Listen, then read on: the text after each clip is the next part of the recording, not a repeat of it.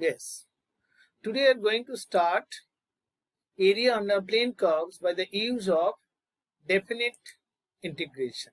Okay. Definite integration is limit of sum idea you already learned with me in the previous videos. I have explained that definite integration a to b fx dx is nothing but the limit of this sum, limit h tending to 0, h sigma r equal to 1 to n f of a plus rh, or this you can write h tending to 0. Actually, whole of definite integration concept lies here only. 0 to n minus 1 f of a plus rh. And the meaning of this thing is also explained with the help of diagram that I am going to draw it again, because understanding of this will help you a lot in future also, not only in today's classes. It will help you so long you will study calculus and you will think about its application in other branches of natural sciences. And even those who are fond of economics, they also will find application in many places. See what I'm doing there, this part, that meaning of definite integration, I'm going to explain with the help of this diagram, where the problem is to find the area bounded by the curve with x-axis between these 2 points. The extreme point we have taken A and B respectively. Okay. What I'm doing here, this method, if I tell you that length, the distance between A and B, we have divided into n number of parts, each of length h, and length of each part is going to be tending to 0. So the number of subdivisions tending to infinity, equivalent to say h is tending to 0, and it is obvious from this also. All these recaps we are doing just to remind you why definite integration only can be used to find the area bounded by a curve with x-axis. This is an arbitrary area. I have taken the starting one, I have taken one arbitrary one, then I am taking the end one also. What I'm trying to do here, my aim is very clear. I want to find area bounded by the curve with the x-axis between 2 points A and B. I am dividing the whole region of space, I mean in this xy plane, into n number of parts. This is the first part. Here the coordinate of the point is A. Here it is A plus h. This is an arbitrary point. This is the last point. This B, you know, if we have taken this point as B, B is nothing but A plus nh. And before that, suppose the point is B minus h, this is nothing but A plus n minus 1 into h. What I'm trying to say, every part, if we have considered these inner and outer rectangles, then this inner and outer rectangle, let me draw it first. From here I am drawing this diagram, and here I am producing it, drawing this thing. So what do you observe? The area bounded by the curve between these 2 points A and A plus h, lying between the area of this inner rectangle and area of the outer rectangle. The next part also we have taken, then again the area bounded by the curve will be between inner and outer rectangle. Even at an arbitrary point, if you go, this area bounded by the curve, I mean this area, this part area will be what? This part area will be lying between area of the inner rectangle and area of the outer rectangle, isn't it? At last, here at this point also, if we find the area bounded by the curve with the x-axis, then the area, this area is going to be in between the area of the inner rectangle and the outer rectangle. I am setting the inner rectangles only. Okay, inner rectangles area I am considering and showing the area bounded by the curve with x-axis. Now, if I tell you to find the value of the area of the inner rectangle, at this point, what is the area of inner rectangle? Area of inner rectangle will be this height, this breadth into the length. Length is what? H. Height is what? FA. Isn't it? Next part, if you have considered that manner, it will be what? Next rectangle I did not draw, but you will get this thing. If you do it really, then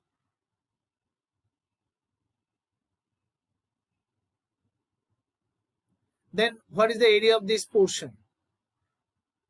This portion area will be H into F of, I am considering only inner rectangles. What is the area of this inner rectangle? This part is A plus n minus 1 H. Area of this inner rectangle will be H into F of A plus n minus 1 into H. Then this sum, if I have taken this sum as S1, then you see S1 and the area of the inner rectangles are synonyms. S1 is what? H into FA. Next it will be H into F of A plus H. Next it will be H into F of A plus n minus 1 into H. This is nothing but H into sigma r equal to 0 to n minus 1 F of A plus RH. This I am just referring as area of, don't say S1 because S1 limit should be involved. Here area of the inner rectangles. Area of the inner rectangles is equal to HFA, HF of A plus H, HF of A plus n minus 1 H. This way it is H into summation of this thing. Okay. Now there is no link with this S1, but I will delete these two.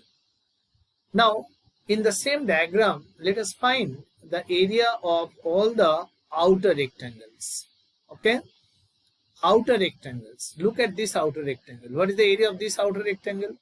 For this outer rectangle, if I add the green part here, this will be height, breadth, FA plus H, length is H. So area of this outer rectangle, you all will say that H, F of A plus H. What is the area of this outer rectangle? This green one. This will be H, F of A plus 2H. What about this outer rectangle area? This whole big rectangle area will be what? H into F of A plus NH. Okay. So area of inner rectangle I found below, and here area of all outer rectangles being found out. I am taking the sum of the areas of the outer rectangles. So area of all outer rectangles, area of sum of area of all outer rectangles is going to be what? Let me write. First outer rectangle area H F of A plus H. Second one H F of A plus 2H. At last it will be H F of A plus NH. This is nothing but H sigma r equal to 1 to n f of a plus RH. This is not S2. But if I attribute some other condition, it can be changed to S2. You can see that this is coming H f of a plus H, H f of a plus 2H, H f of a plus 3H, like that. The sum I have considered here. Now, under what condition this will be equal to S1 and this will be equal to S2? Now, we are going to take a very important decision there. Why the area under plane curves is going to be approximately equal to some of the areas of the inner rectangle or some of the areas of the outer rectangle that I am going to explain. Here, in our open eyes, if I see that there is a clear difference between outer rectangles and inner rectangles, isn't it? All of you can see that. Outer rectangles, they are covering bigger area. Inner rectangles, they are covering less area. But area of the curve lying between the area of the inner rectangles and area of the, if I am taking this area as A1, not telling S1 now, and this area as A2. So one can say that area of the curve A is greater than A1 and this will be less than A2, isn't it? But then it may be equal also. If you say that in case of straight line, it will be equal. That's why I'm taking equal to sign also over there. Now, is there any chance of making these two areas same, A1 A2? Can we make these two areas equal? Area of inner rectangle equal to area of outer rectangle. In that case only you can say that area bounded by the curve with x-axis is equal to the value of this limit or value of this thing or value of this thing. This we can achieve if and only if we make one arrangement where number of subdivisions going to be changed to infinity, okay, or length of each subdivision is going to be tending to 0. Okay, it is justified here. If I have taken n is equal to b minus a, you all can see that n is going to be b minus a by h. If I am making h is tending to 0, n is tending to infinity. Or opposite way, that h equal to b minus a by n, if I make number of subdivisions infinite, who cares? Why would find number of subdivisions infinite? It is for the sake of the problem we have started with. We wanted to find the area bounded by the curve with x-axis. So we have to imagine that these areas are very small, as small as you please. In that case, just if I draw an arbitrary diagram here, apart from those, I am drawing this inner rectangle. Those 2 points are very close. Check. Now I am trying to draw the inner rectangle and outer rectangle. Okay. This length you have taken very small. Now tell me one thing frankly. Can you distinguish between area of inner rectangle and area of the outer rectangle when this length of subdivision is tending to 0? No. Here we cannot distinguish. Even this h is really tending to 0.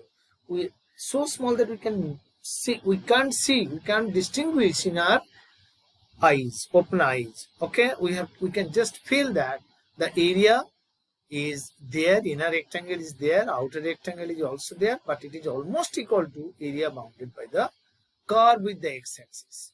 This way, if we make the length of subdivisions tending to 0 or number of subdivisions tending to infinity, under that case, A1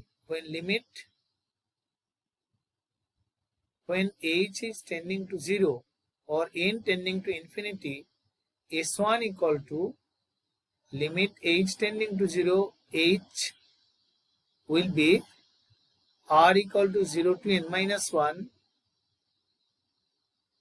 f of a plus rh. This will be equal to limit h tending to 0, r equal to 1 to n f of a plus rh.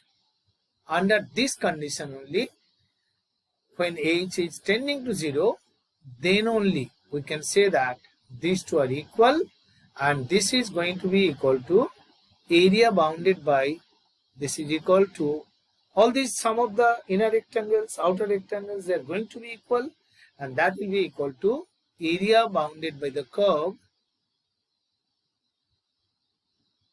area bounded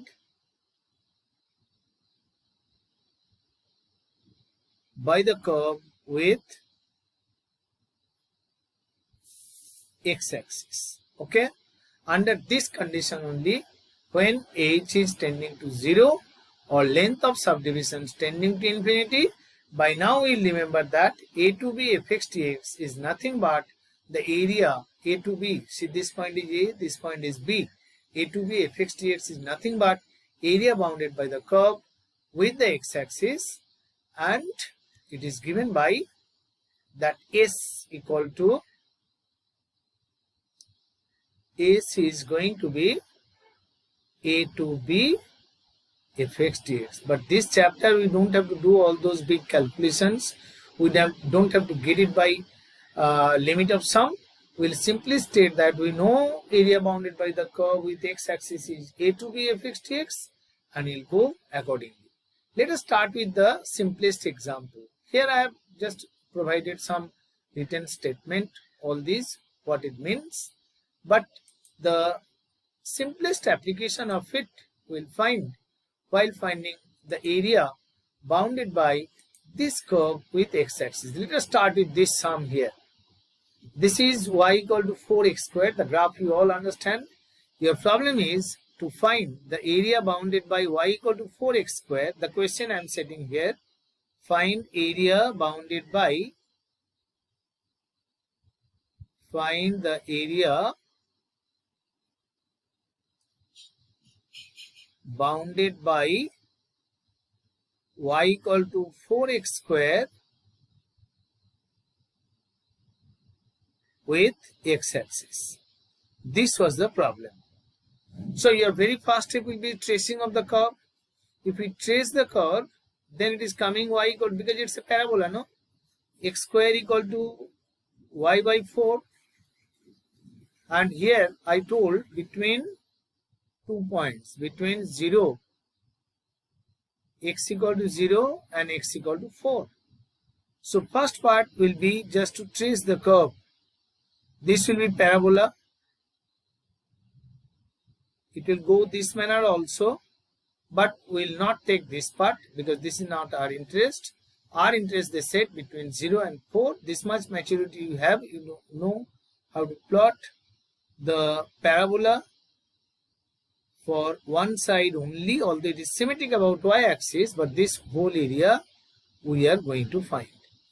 It is by now simply just integrate between 0, 0, because x coordinate is given, no? So this point is 0, 0 and this point is 4, 0. So this is going to be 0 to 4 y dx. Okay, just you substitute the value of y there. This is going to be 0 to 4 4x squared dx. Just evaluate the integration here. This is going to be equal to this thing, 85 and 1/3. Okay, that's all about the theory of area bounded by a curve with x-axis. Now suppose it is going to be area bounded by the curve with y-axis. Then you go to this diagram where y equal to fx diagram given between 2 points a and b. Just explain the area will be a to b fx dx. But if it happens, if you are supposed to find area bounded by the curve with y-axis, this green area, if they ask you to find, how will you do it? Similar manner, only we will write as y equal to fx is there. You must express x as a function of y. That time area going to be c to d x dy. But x is what? X is fy. This is going to be c to d fy dy. Okay. So you understand how to find area bounded by a curve with x-axis as well as area bounded by a curve with y-axis.